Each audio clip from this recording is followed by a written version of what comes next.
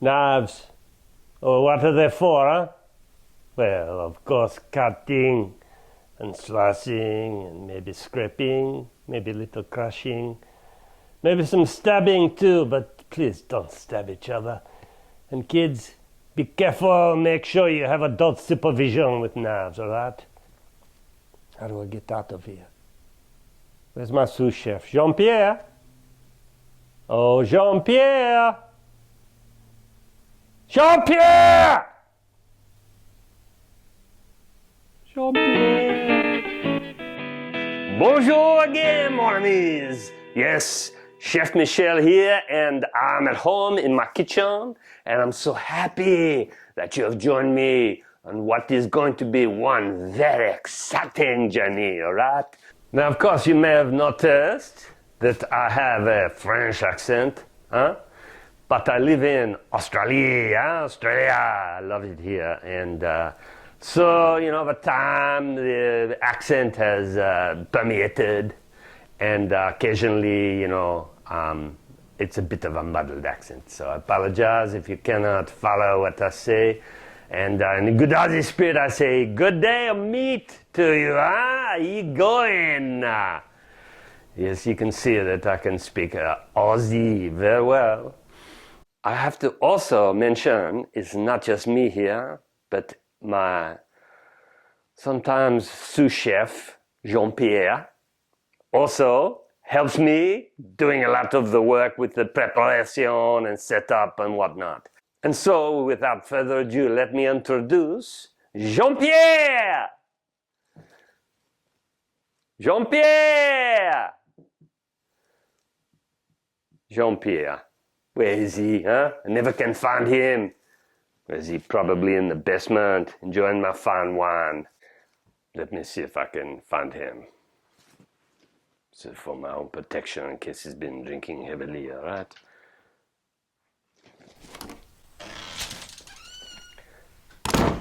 Jean-Pierre!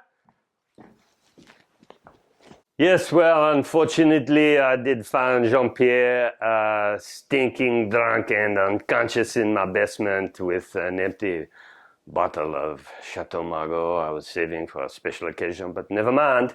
All right. So, as you may well have gleaned from our little opening soiree, this episode is all about knives, all right?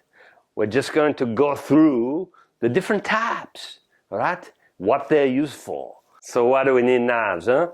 Well, is it not obvious, huh? Chopping, tearing, boning, carving, slicing. Got it? We can't just tear apart the food with our hands and feet and our teeth, huh? We're not cave people! Don't be thinking that! Oh, I'm so sorry, huh? My enthusiasm and passion, sometimes it boils over. All right. Let us take a look at a typical kind of knife block, all right? A knife block is simply usually made of wood, but not necessarily, with little openings where you can insert the different types of knives. And let's have a look at this one and see what we have, all right? So firstly, we'll go with the most important knife in my opinion, the chef's knife. All right? Maybe 80%, 85, maybe 75, I don't know, whatever. Most of the work you'll do in the kitchen is done with the chef's knife, all right? And you've got to be very careful because it can be quite sharp, all right? And you can see it's got a nice curved blade and a nice thick top here. Maybe you can do some crushing with this part and you do the chopping with this part. And then you have this section here where you can protect your fingers when you're going forward so you don't slide along and cut open your hand, all right? But that's getting ahead of myself. I will break down all the components of the knife later. So that is the chef's knife. I will just place it back in the block.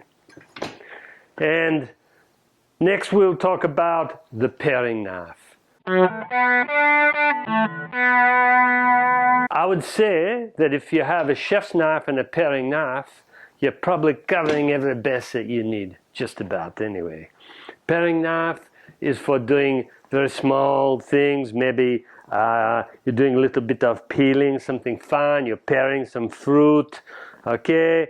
Or maybe you're carving a fine, little delicate rose out of a radish, something like that. All right, and you've got this fine blade, similarly shaped with a curve, but a little bit more curved on top as well. And most important knife, we put it back. Now, this one here, also very important, almost like a blown up version of the paring knife, the boning knife. What do we use it for? Boning, of course. When we want to take meat off a bone, we want to take a bone out of a carcass, like for instance a leg of lamb. We just want to cook it without the bone, or we want to debone some chicken, whatever. This a little bit longer than the paring knife, as you can see, not as long as the chef's knife. So it has a little bit more maneuverability, but also long enough and of course sharp enough to be able to do the techniques you need for the deboning. Ah yes, this of course. We'll take this one out. The carving knife. What is it for? Carving. And here we have, in this particular block, a carving fork. So you might have a roast. You've just got the roast out of the oven. Ah, Merry Christmas, all right. And you put the fork in and you can carve with this. It's self-explanatory, really, and we'll demonstrate later. And then finally, in this block, we have a bread knife. You notice the serrated edge. This one also is a bread knife. You can see it's a bit more narrow.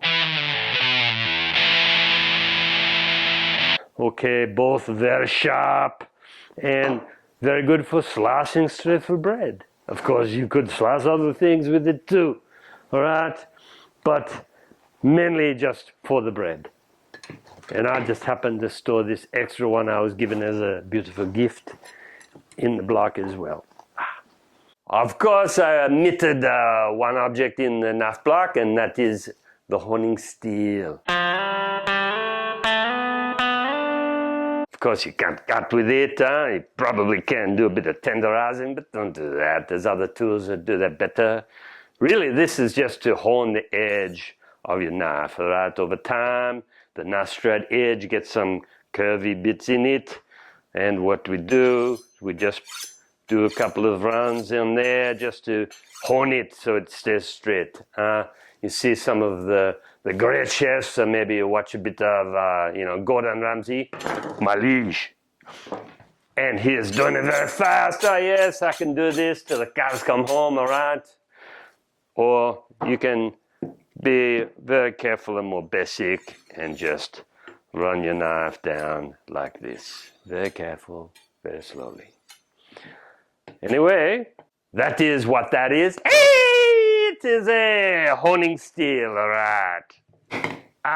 Moving on now. Final thing I forgot to mention, sometimes a knife block might have some skizzers.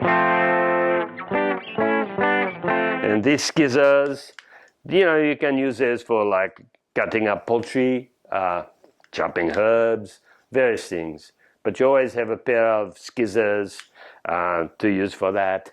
Not necessarily in every knife block, but in this case, it has them, and these are my skizzers. Let's talk about filleting knives. This particular one, I can fold out. Sometimes they come just as one whole knife, but this one's more compact. And you can see it has a flexible blade. So if I want to fillet a fish, I can go along the bone and I can sort of push and flex as I go through to get that meat as close to the bone as possible. I don't want to leave too much on there, right? I want to get all the meat for the fillet. So that's a filleting knife. This one is a very special knife. This is my avocado shack.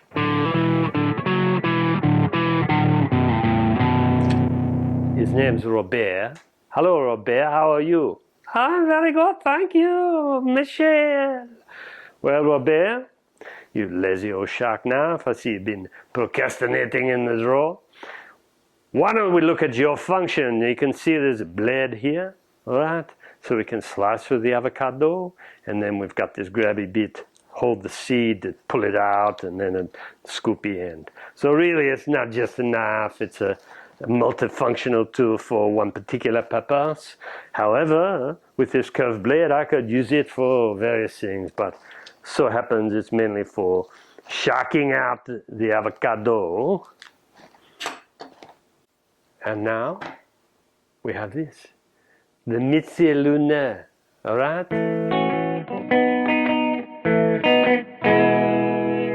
Means half moon. I don't know why half, because it looks like a quarter of a moon to me. But anyway, this is a very useful tool, especially for herbs. And I happen to have a customized knife block here, so I can put the herbs or the maybe garlic or ginger or whatever in there, and I can just go back and forth with a rocking motion. I could do it with two hands, or I can just do it with one hand while I'm checking my phone maybe. Ah, yes, hello, how are you, Jean-Pierre? Stop drinking my wine and come and help me. Au revoir. Yes, so that is the Mitsiluna. Right, just two more knives to demonstrate, and this one here is my favorite. This is a Serbian chef's knife, also known as Schnazan. Schnazan.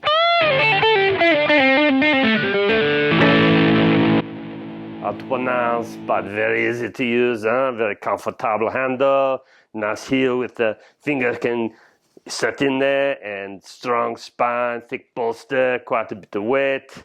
Very good for chopping through a large cabbage, slicing meat, really multi-purpose, crushing things and also scooping up.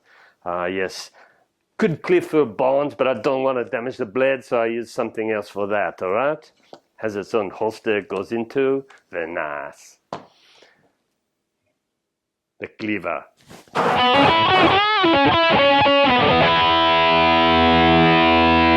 That's what we use to chop the bones, all right?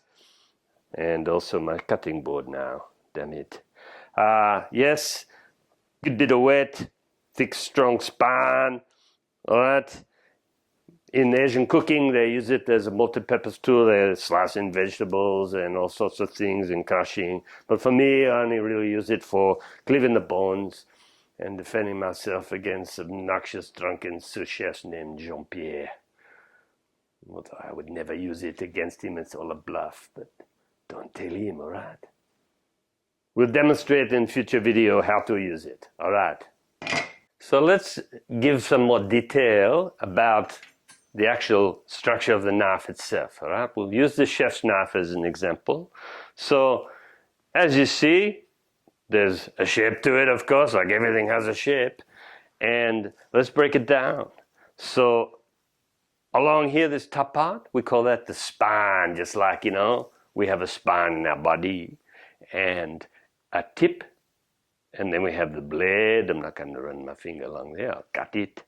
We have the heel, this part here, and you can see where your finger can go in there, so it stops your finger from sliding along the blade. And this top part, we call this the bolster, right? Sign of a very good quality knife, has a nice, strong, thick bolster there.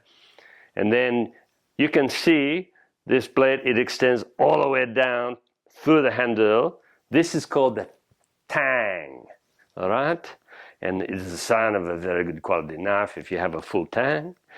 There are some arguments about that, but we won't deal with it here. And then, of course, you have a handle, so some different materials can be used, all right? And I'm not sure exactly what this is, some sort of, I don't know what it is actually, resin, or I don't think it's plastic, I don't know. And then you've got rivets, riveting through the holes in the tang, and you can see it's very firm, and I've had this knife, this whole block in fact, for I don't know, 25 years, all right? Still in very good shape. There's some slight cracking on the handle. I think that's probably from those days when Jean-Pierre kept putting it in the dishwasher, which you don't want to do, huh? You just clean your knives by hand with, a cloth. Just, if there's any stuff on there, just wipe it off, wash it off, and then dry it immediately, and then put it straight back in the block, okay? Care for your knife. So this has got some good weight to it, I can feel. All right, so you can see that just by looking at it there, that there's a lot of weight in this section here, and in the tang. So this means I can really get some good support to push through when I'm cutting, chopping, etc. Unfortunately, Jean-Pierre has also used this to break up chicken bones. He's been smashing it, and there's little indentations on there. Don't do that. Use a cleaver. Anyway, having said that, because it's wetty, you maybe could use it for some basic crushing. Although I would tend to use the blade itself for that. I don't know. Maybe I've got a nut I want to crush. I don't know. There are various options, but generally, it's used for cutting, okay? So that is the structure of the knife. I know you're all beautiful people, huh? And I really want you coming back. So if you don't mind, just take a moment to hit that little subscribe button and maybe that little like button down there. I've got the passion and the will, but I need your support to bring me back. All right? Only take a moment. I'll wait. There, done. See? Very painless. Well, thank you very much for joining me on my first episode. I look forward to the future journey. I hope you have some more insight onto the different types of knives. In the future episodes, we will go through the methods for sharpening and also the different techniques with cutting, etc. But right now, I'm quite exhausted. I did not get any help from my sous chef, Jean-Pierre. So I'm going to kick back in my favorite comfy chair with my favorite cookbook, and old Jean-Pierre looks like he's come out of his slumber briefly to pour me a glass of my favorite cognac. Huh? It is. Now, always like precision, so I always have my compass, and yes, there's the true north, that is, and the direction of my ancestral home. Yes, over there. I will now drink a toast to my ancestors. Thank you for making me come here, I suppose. All right. Salute. Unusual bouquet. What did you select? Jean-Pierre? Maybe not my favorite one.